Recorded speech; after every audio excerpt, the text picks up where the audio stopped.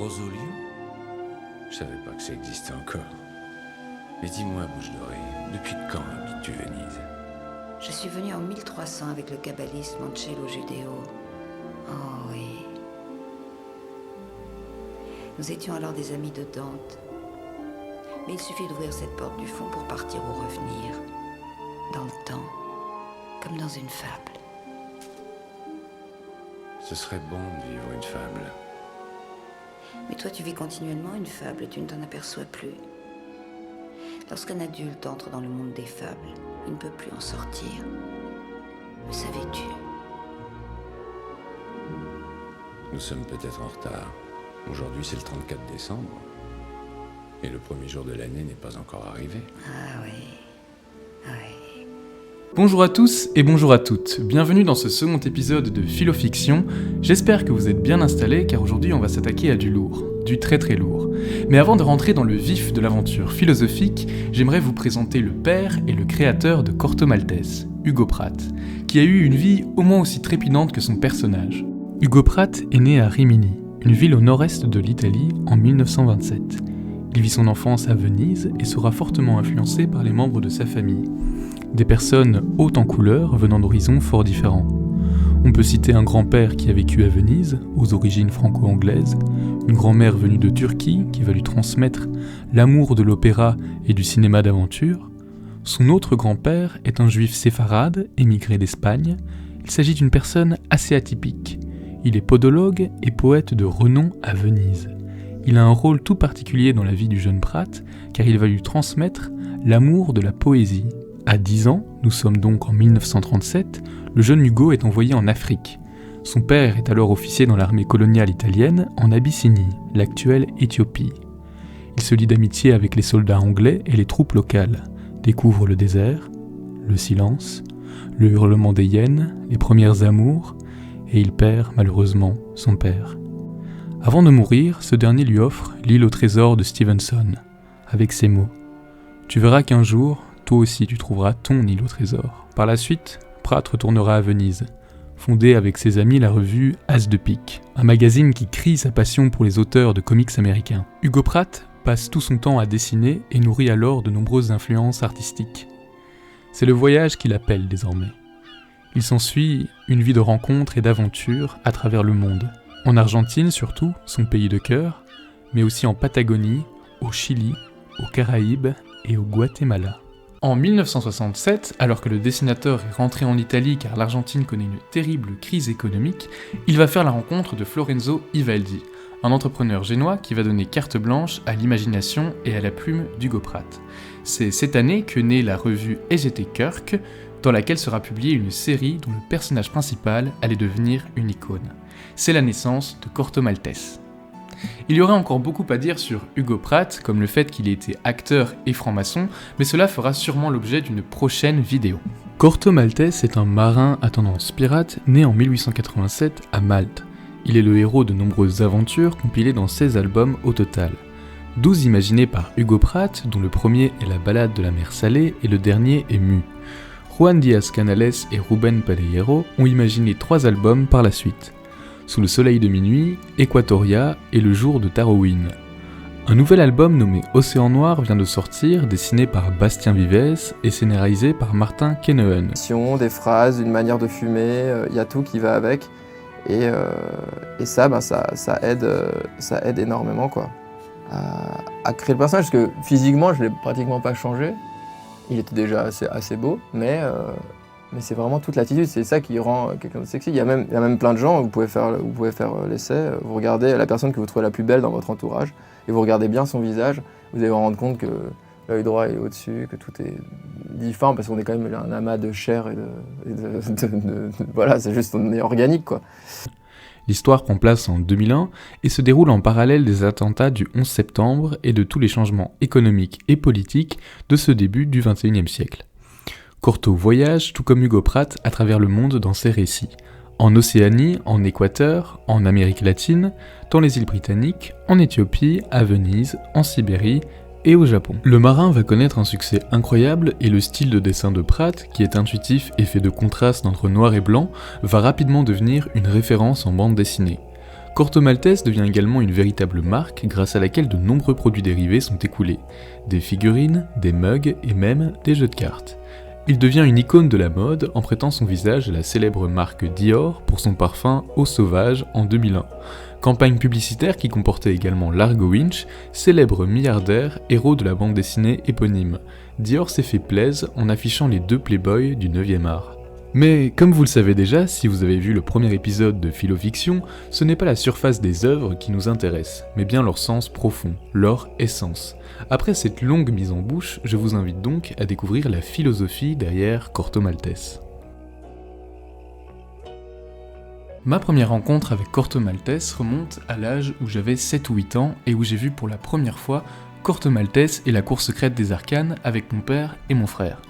Je suis immédiatement tombé amoureux du charisme du personnage, de ses répliques et de sa force tranquille. Est-ce que Corto est un marin ? Je ne pense pas.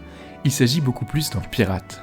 Le rapport que Corto Maltese entretient avec le voyage dépasse largement les cases. Au travers de la bande dessinée Corto Maltese, de nombreuses thématiques sont abordées. L'histoire, la géopolitique, l'onirisme, le féminisme, mais il est selon moi 3 concepts fondamentaux auxquels on ne peut pas déroger lorsqu'on parle du pirate maltais. Il s'agit du libéralisme, de la mondialisation et de la morale. Au travers de son histoire, c'est une véritable philosophie de vie qu'Hugo Pratt nous propose. La question posée par Corto Maltese est la suivante. Comment réenchanter un monde où les civilisations sont en plein déclin et où tout semble se confondre ?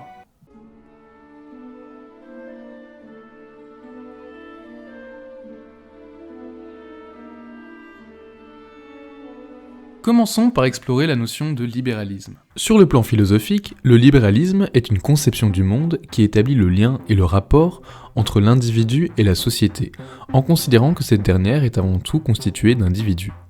Héritier des Lumières, comme le socialisme, le libéralisme prône l'individualisme, au sens où l'individu est premier, avant la collectivité ou toute autre organisation de la société, et que c'est à partir de ce dernier qu'il faut penser et organiser le monde. Partant de ce constat, le libéralisme appuie toute sa conception du monde sur la notion de liberté, tant sur le plan intellectuel que sur le plan social et économique. Le libéralisme prône la liberté de conscience, de parole et de réunion, mais aussi le droit à la propriété privée, à la liberté d'entreprendre, d'engager des employés, de s'enrichir, d'échanger des produits, de faire du commerce, etc. Pour citer 2 grands théoriciens du libéralisme, on peut citer John Locke et Adam Smith. Pour faire le pont entre cette définition et l'histoire qui nous préoccupe, on peut dire que Corto est un héros qui poursuit des intérêts purement personnels. Il agit au gré de ses envies, de son plaisir, et il lui arrive même de collaborer avec son pire ennemi, Rasputin. Ce qui n'est pas sans nous rappeler la théorie de la main invisible d'Adam Smith. Cette théorie consiste à dire que le marché est capable de s'autoréguler grâce à l'équilibre entre l'offre et la demande, le libre-échange, la concurrence, et au final la convergence naturelle des intérêts individuels vers l'intérêt général. En gros, il y a des situations dans lesquelles les intérêts, les préoccupations de Corto et Rasputin se rejoignent. Leurs intérêts personnels convergent et alors ils se lient le temps de résoudre un problème donné.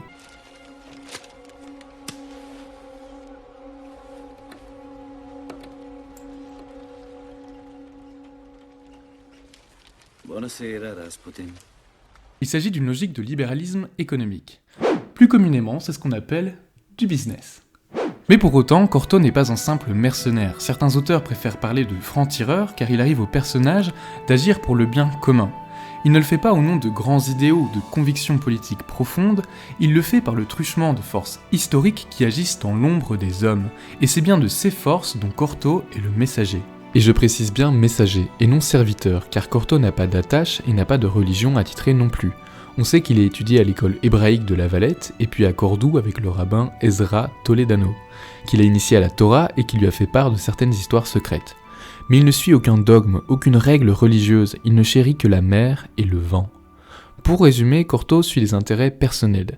Il est capable de coopérer avec ses ennemis quand c'est nécessaire, il n'appartient à aucune religion, et rajoutons qu'il est très décomplexé avec les femmes et les relations amoureuses et sexuelles. En somme, Corto est attaché à la liberté. C'est un personnage profondément libéral, au sens philosophique du terme, et l'on pourrait même dire libertaire, car il est né dans un contexte social particulier en 1967, dans le ferment de mai 1968 et des manifestations qui auront lieu. Il revendique un individualisme, mais néanmoins, il se laisse prendre au collectif. Il n'a pas de grandes convictions politiques, mais il se laisse prendre par l'histoire, l'importance des civilisations et il a à cœur de préserver la beauté du monde et l'essence de l'humanité. Rien que ça. Cette envie de liberté est présente dans toute l'œuvre de Pratt, mais cette conception prend place dans un monde bien particulier, et c'est ce que nous allons voir désormais.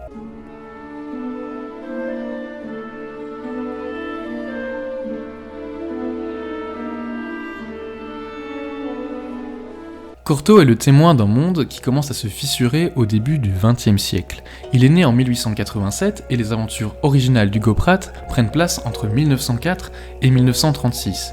Il va être le témoin de changements majeurs mondiaux. On peut citer de manière non exhaustive la guerre russo-japonaise de 1904, la Première Guerre mondiale ainsi que le colonialisme.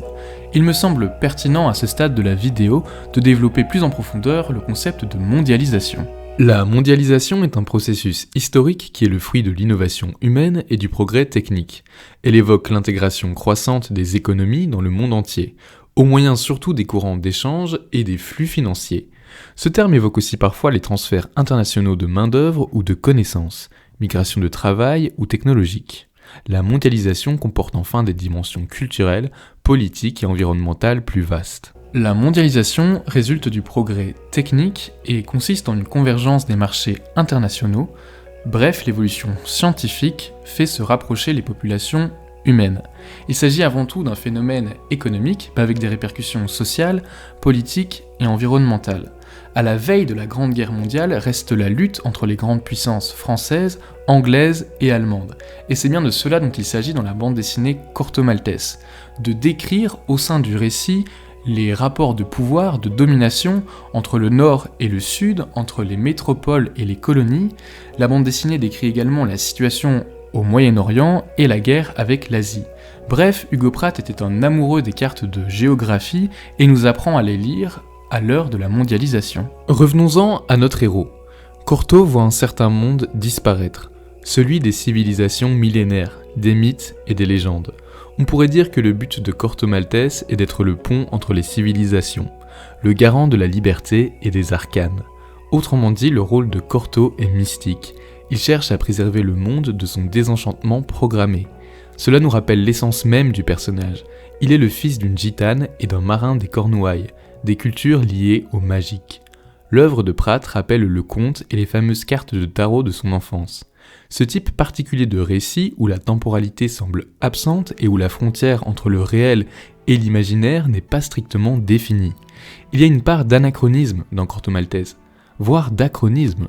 Permettez-moi ce néologisme qui définit un réel où le temps n'existerait pas. En définitive, Cortot nous pose le problème du réel et la question n'est pas tellement de savoir quel est le monde de Corto Maltese, mais quels sont les mondes de Corto Maltese.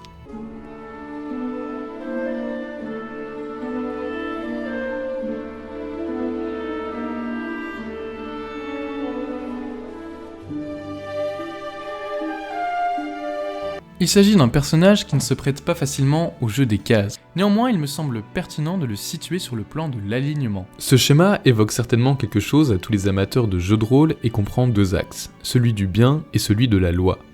L'alignement est donc notre positionnement par rapport à l'axe du bien mal et l'axe de la loi chaos. Cortot est ce qu'on peut appeler un neutre bon, c'est-à-dire qu'il est neutre du point de vue de la loi, il ne va pas systématiquement à son encontre, mais s'il ne reconnaît pas la légitimité, il ne la respecte pas. Il poursuit des intérêts personnels et s'il doit être dans l'illégalité, peu importe. Cependant, il est bon point de vue de la morale, car il tend tout de même à aider les autres et à œuvrer au collectif. C'est ça qui le différencie de son ami ennemi, Rasputin, qu'on préférera qualifier de neutre chaotique. C'est-à-dire neutre point de vue de la morale, il ne se soucie pas du tout du bien collectif, mais chaotique du point de vue de la loi. Rasputin n'obéit à aucune règle et semble même prendre un malin plaisir à les enfreindre. Comme dit plus tôt dans la vidéo, il est des situations dans lesquelles les protagonistes s'entraident, précisément parce que leurs intérêts convergent. C'est leur caractère neutre qui les rapproche, et c'est leur sensibilité pour le bien commun qui les divise. Pour finir, on peut placer le personnage de Bouche Dorée comme neutre absolu, en ce qu'elle est une pure observatrice des changements mondiaux.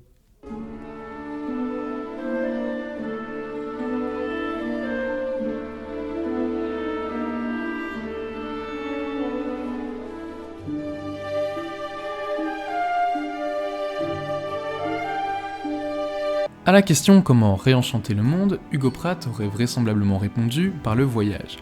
Corto Maltese ne saurait pas être démodé, car il possède dans son code génétique même quelque chose de profondément moderne, c'est-à-dire qu'il parvient à vivre avec ses contradictions, et c'est quelque chose qu'illustre encore Océan Noir, le dernier album en date de Corto Maltese.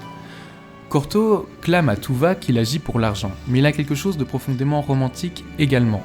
Il agit de manière individuelle, voire égoïste, mais pourtant ça ne l'empêche pas de faire également le bien commun. Finalement, il déteste la loi dans ce qu'elle a d'arbitraire et de dogmatique, mais il possède une sensibilité qui le pousse systématiquement à rendre la justice et à faire le bien. Corto Maltese est immortel, car il fait appel à un fragment de l'humanité qu'il y a en chacun de nous.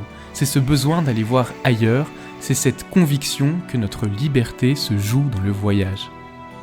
J'espère que cette vidéo vous aura plu, je vous invite à vous abonner, à l'aimer, et n'oubliez pas que chaque monde contient sa part de philosophie. Bye bye.